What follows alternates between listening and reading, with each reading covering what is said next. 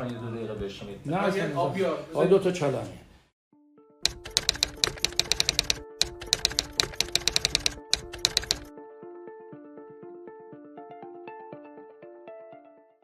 یه چینی که آقای اصولی به عنوان گفته شده که از سخنگوی تغییر کردم. من نمیگم نه همچین سخنگوی ما همچنان همون سخنگوی بله. چیزی دیگه هم جواب نمیدم.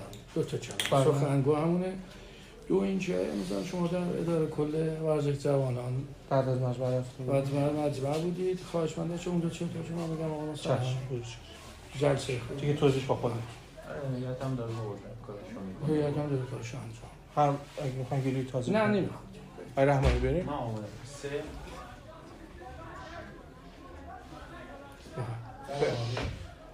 بسم الله. 3 2 جناب تاج وقت شما بخیر. بعد از برگزاری مجمع سالیانه ایران فوتبال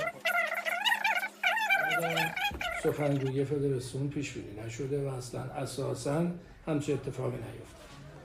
کامل راه ندادن رو می‌خواید بگین؟ راه ندادن